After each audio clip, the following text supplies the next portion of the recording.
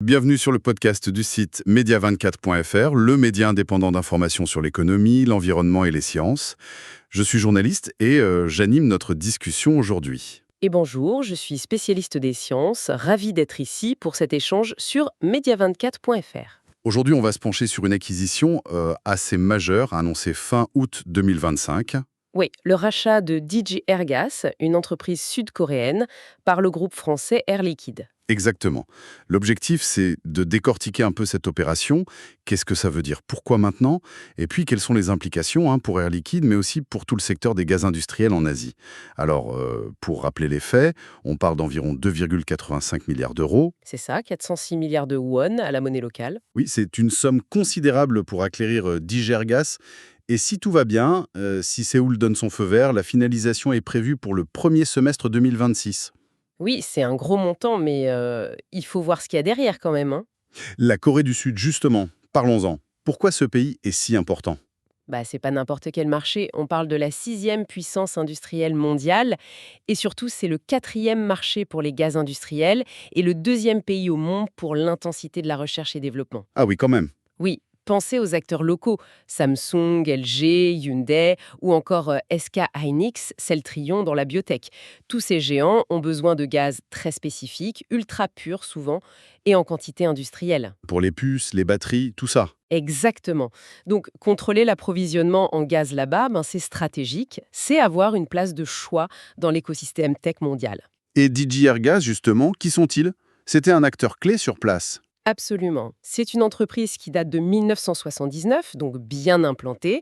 Elle compte 550 employés, une soixantaine d'usines, plus de 200 km de canalisation. Un réseau solide. Très solide, un chiffre d'affaires 2024 de 510 millions d'euros, une présence nationale et, point important, un portefeuille déjà bien rempli avec 20 projets futurs sécurisés. D'accord. Et Air Liquide, comment ils abordent ça? C'est juste une absorption? Non, pas vraiment. Air Liquide a une grande expérience des acquisitions. Et leur but, c'est pas juste d'ajouter une ligne au bilan, c'est vraiment la synergie. La synergie? C'est-à-dire? C'est-à-dire mettre en commun les infrastructures, optimiser toute la chaîne logistique, harmoniser les technologies. Une des sources qu'on a consultées utilise une image assez parlante. Ah oui, hein? Oui, c'est un peu comme remplacer un vieux moteur thermique par une chaîne de traction électrique toute neuve et optimisée. La fonction de base reste la même, fournir du gaz, mais on cherche à le faire de manière beaucoup plus efficace, plus performante. D'accord, je vois l'idée.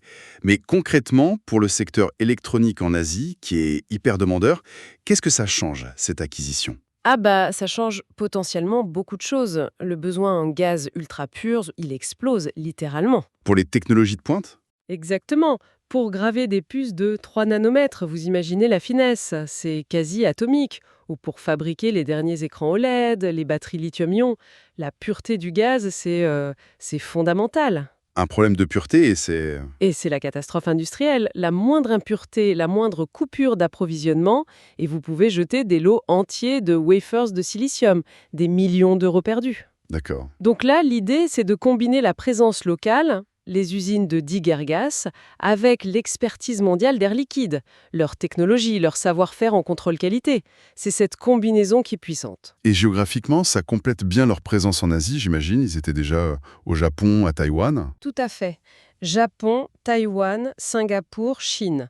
Avec la Corée du Sud, ils bouclent la boucle. Une de nos sources parle même de verrouiller le triangle stratégique de l'Asie technologique. C'est une bonne formule. Ça montre bien l'importance. Oui, ils sont maintenant présents vraiment au point névralgique de la production électronique mondiale. Et vous disiez que ça ne concernait pas que l'électronique. Non, effectivement. Il y a aussi tout le volet des nouvelles énergies. La Corée du Sud investit massivement dans l'hydrogène vert et les nouvelles générations de batteries. Et Airgas était déjà sur ces marchés, hein? Oui, ils avaient déjà des contrats dans ces secteurs. Donc là, Air Liquide peut arriver avec ses propres technologies. On pense aux électrolyseurs pour produire l'hydrogène, aux compresseurs cryogéniques, etc. et les coupler aux capacités locales de DIA Airgas. Pour offrir des solutions plus complètes en somme. Exactement, des solutions intégrées. Et à plus long terme, ça pourrait même avoir un impact sur l'approvisionnement de l'Europe en produits décarbonés qui seraient fabriqués en Asie. On voit bien, oui, que c'est une pièce dans un puzzle plus large. Cette opération s'inscrit dans une stratégie continue d'Air Liquide pour se renforcer sur ces marchés technologiques clés. D'autres mouvements récents le suggéraient déjà. Bon, alors si on essaie de résumer un peu tout ça, c'est une acquisition vraiment majeure, Oui, très importante. qui ancre solidement Air Liquide en Corée du Sud, un territoire incontournable pour la tech. Ça leur donne une position de choix dans l'électronique asiatique, bien sûr, mais aussi dans les énergies d'avenir comme l'hydrogène. C'est ça. Et la clé du succès, ça semble vraiment être cette combinaison-là. La force locale de DG Airgas, sa connaissance du terrain, et la puissance technologique mondiale d'Air Liquide. L'alliance des deux. Tout à fait. Et peut-être une dernière pensée pour nos auditeurs. Au-delà des chiffres et de la stratégie d'entreprise, cette opération, elle illustre bien la course technologique effrénée au niveau mondial. Oui, c'est vrai. Et ça nous rappelle aussi l'importance de ces infrastructures industrielles qu'on ne voit pas forcément au quotidien, mais qui sont absolument fondamentales pour fabriquer les produits qu'on utilisera demain. Et ça pose une question intéressante. Laquelle? Comment ces nouveaux équilibres industriels qui se mettent en place en Asie avec des acteurs comme Air Liquide qui renforcent leur position, comment tout ça pourrait, à terme, influencer, voire remodeler les chaînes de valeur jusqu'ici en Europe? C'est une question ouverte. Une question pertinente, en effet. Merci beaucoup pour cet éclairage. Merci à vous. Et merci pour votre écoute. Retrouvez plus d'actualités et d'analyses sur notre site media24.fr.